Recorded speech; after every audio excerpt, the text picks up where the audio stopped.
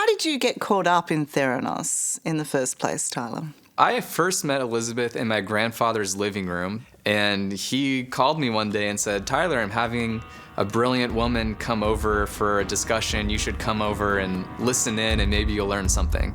That's where I met Elizabeth for the first time, and I heard her, explain her vision that I would later hear her tell dozens and dozens of times, which was that anything a central laboratory could do, her technology could do with a single drop of blood, and she could do it anywhere where you had access to power. So you could do this in helicopters, in battlefields, in patients' homes, in doctors' offices, in operating rooms. It just sounded like this technology had no limits. And I fell in love with the vision, and I found Elizabeth to be extremely charismatic. And so I knew that this was something that I had to be a part of.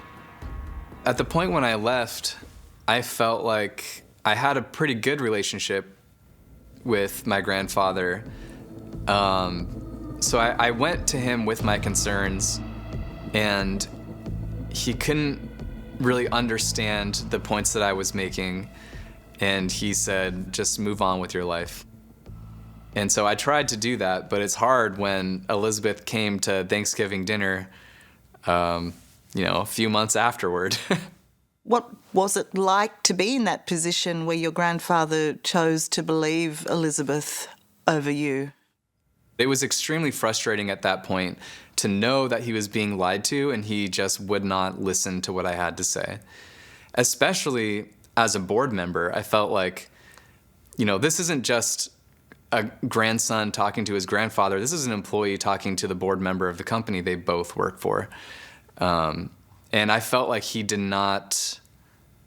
really did not do his job as a board member and look into my concerns, as far as I could tell.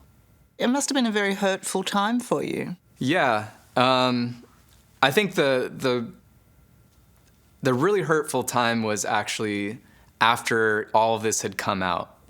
When it was no longer a question of whether or not Tyler is right or Elizabeth is right. It was Tyler is right, and he continued to support Elizabeth. That's when it got really tough. That's when it became unfathomable, where it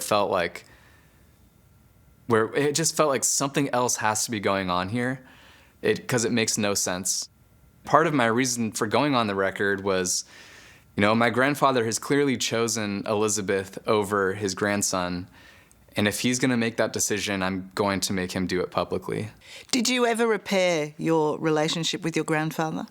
One of the last conversations that I had with him right before COVID, so this was, I think probably late 2019, I went over to his house, and because he said he wanted to talk to me, so I went over to his house, and he told me a story, and he said that during Fleet Week in San Francisco, where the Navy comes into the bay with their battleships and the Blue Angels, he got Elizabeth an invite to speak on a battleship to a group of Navy sailors.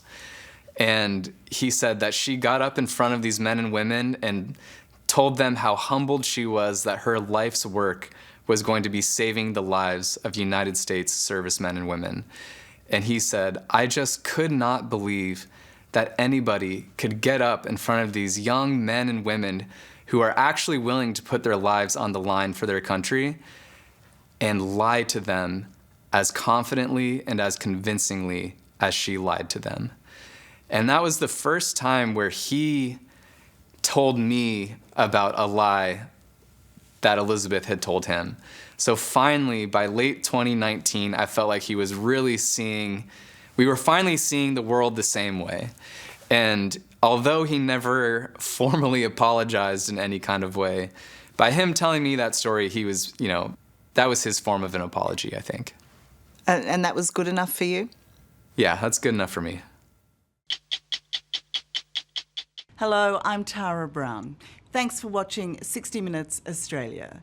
Subscribe to our channel now for brand new stories and exclusive clips every week.